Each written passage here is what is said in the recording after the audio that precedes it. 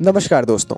आज के इस वीडियो में हम बात करेंगे भारतीय दूरसंचार नियामक प्राधिकरण की, telecom regulatory authority of India की।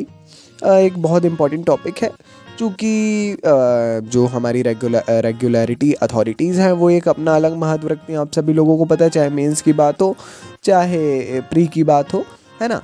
तो ज़ाहिर तौर पर इसके बारे में पढ़ना उतना ही इम्पोर्टेंट हो जाता है और आप लोगों के द्वारा सबसे ज़्यादा पसंद की जाने वाली भी यही चीज़ हमको देखने को मिल रही है, जो रेगुलेटरी अथॉरिटीज़ है ना।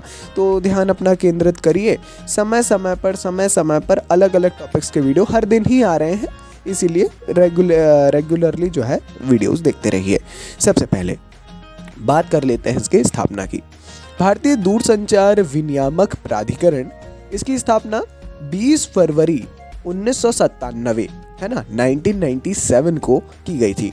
20 फेब 1997 भारतीय दूरसंचार विनियामक प्राधिकरण अधिनियम 1997 के द्वारा, ठीक है। जब भी किसी विशेष अथॉरिटी की स्थापना होती है, एक अधिनियम के अंतर्गत होती है। कोई भी, चाहे वो किसी भी प्रकार की बॉडी हो, है ना, एक अधिनियम जरूर होता है। इसका उद्देश्य क्या था? ट्राई का मिशन देश में दूरसंचार के विकास के लिए परिस्थितियां बनाना और उनका पोषण करना है।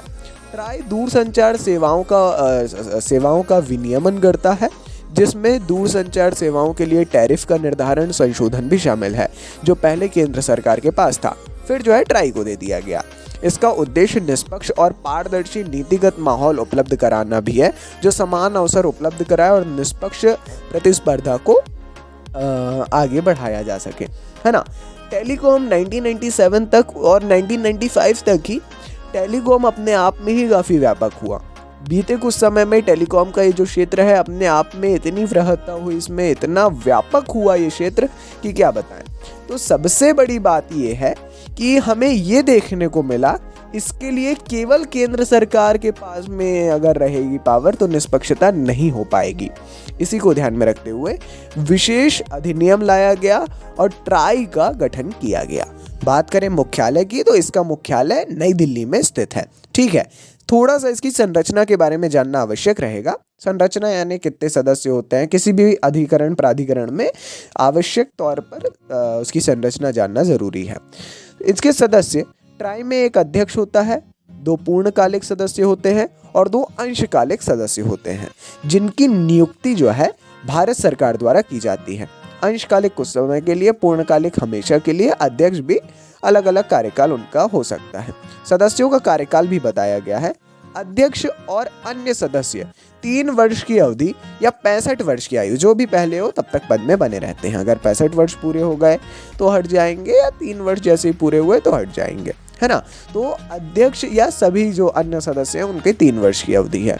अध्यक्ष के पास सामान्य अधीक्षण की शक्तियां होती हैं। वह ट्राई की बैठकों की अध्यक्षता करते हैं, जो भी अध्यक्ष है ना। इसमें एक उपाध्यक्ष भी होता है। तो केंद्र सरकार प्राधिकरण के किसी सदस्य को ट्राई का उपाध्यक्ष नियुक्त करती है ना। एक सदस्य ट्राई का उपाध्यक्ष होता है। उपाध्यक्ष अध्यक्ष की अनुपस्थिति में उसकी शक्तियों और कार्यों का प्रयोग और निर्वहन करता है, बाकी सदस्य वो रहता ही है। सदस्यों को हटाने की क्या प्रक्रिया है? केंद्र सरकार को ट्राई के किसी भी सदस्य को हटाने का अधिकार है। सबसे बड़ी बात है, यदि वह दिवालिया घोषित कर दिया जाता है, एक ऐसे अपराध के लिए दोषी ठहराया गया जिसमें नैतिक अधमता शामिल है, सदस्य के रूप में कार्य करने में शारीरिक या मानसिक रूप से असमर्थ हो गया हो, अपने पद का दुरुपयोग किया हो, जिससे उनका पद पर बने रहना सार्वजनिक हित के प्रतिकूल हो गया हो, तो उसको हटाने की जो पावर है, जो शक्ति है, वो केंद्र सरकार के पास में निहित है। इस चीज़ को भी हमको ध्यान में रखना है। तो ट्राई की संरचना अपने आप में ही अच्छी संरचना है और जानना इसके बारे में आवश्यक तो है ही। बैठकें किस प्रकार होती हैं? देखिए, ट्राई जो है समय समय पर अध्यक्ष के पास में बैठकें आयोजित करवाने की शक्ति है। बैठकों की अध्यक्षता वही करते हैं जैसा हमने बताया। अध्यक्ष की अनुपस्थिति में उपाध्यक्ष अध्यक्षता कर सकते हैं। उपाध्यक्ष की अनुपस्थिति में बैठक की अध्यक्षता कोई प्राधिकारी में से कर सकता है या किसी भी सदस्य को चुना जा सकता है। बैठकों में निर्णय उपस्थित सदस्यों के बहुमत से लिए जाते हैं, वोटों की समानता की स्थिति में। अब वोट यदि समान हो गए तो अध्यक्ष या बैठक की अध्यक्षता करने वाला सदस्य दूसरा या निर्णायक वोट देता है। बहुत ज़्यादा ज़रूरी, ये काफ़ी जगहों पर देखने को मिलेगा। समान वोट हो गए तो जो भी अध्यक्षता कर रहा है उसके पास यह अधिकार होता है कि वह निर्णायक वोट दे सके। तो ये पावर है अध्यक्ष की, ठीक है। साथ ही मोस्ट इम्पॉर्टेंटली ट्राई की शक्तियां क्या है, पावर्स क्या हैं? तो जानकारी प्रस्तुत करने का आदेश, यह किसी भी सेवा प्रदाता को अपने मामले से संबंधित जानकारी या स्पष्टीकरण लिखित रूप में प्रस्तुत करने के लिए कह सकता है, जैसा कि प्राधिकरण को आवश्यकता हो सकती है। कोई भी संबंधित मामला है, कोई भी ऐसा शिकायत है, कुछ भी है, तो ये जो सेवा प्रदाता है ना, डिस्ट्रीब्यूटर्स हैं, कंपनीज जियो, एयरटेल, वी, है ना, इस प्रकार से उनसे किसी भी प्रकार की जानकारी लिखित रूप से ले सकते हैं। पूछताछ के लिए नियुक्तियां, प्राधिकरण के पास में ये अधिकार है, शक्ति है कि वो किसी सेवा प्रदाता के मामलों से संबंध में पूछताछ करने के लिए एक या अधिक व्यक्तियों को नियुक्त कर सकता है। अन्य, है ना, निरीक्षण के लिए आदेश, इसे अपने किसी भी अधिकारी या कर्मचारी को किसी भी सेवा प्रदाता के खातों की पुस्तकों या अन्य दस्तावेजों का निरीक्षण करने का निर्देश देने का अधिकार है।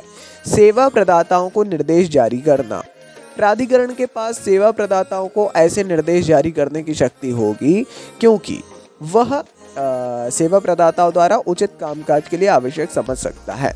तो मेन क्या होता है, मैं सीधी बात बताऊं तो ट्राई के पास में एक बहुत बड़ी पावर है। ये पूरे जितने भी टेलीकॉम डिस्ट्रीब्यूटर्स हैं, जितने भी सर्विस डिस्ट्रीब्यूटर्स हैं, जैसा हमने बताया जियो, एयरटेल, वी वगैरह, BSNL, इन सब पे पूरा कंट्रोल रखते हैं, ठीक है। इन सब पे जो है पूरा कंट्रोल ट्राई का होता है। किसी भी प्रकार की अनियमितता, किसी भी प्रकार की शिकायत, मतलब पूरा कंट्रोल ट्राई का है। अभी एक आदेश आ जाएगा ट्राई की तरफ से, सबको पालन करना पड़ेगा। तो बहुत बड़ी पावर होती है और आज के समय में इसके बगैर तो कुछ संभव है ही नहीं। बाकी ये अंतिम जानकारी थी वीडियो की, अंत तक जुड़े रहे। बहुत शुभकामनाएं, आपके लक्ष्य की प्राप्ति आपको जल्द हो। बस लगे रहिए, चरय वेती, चलते रहना है।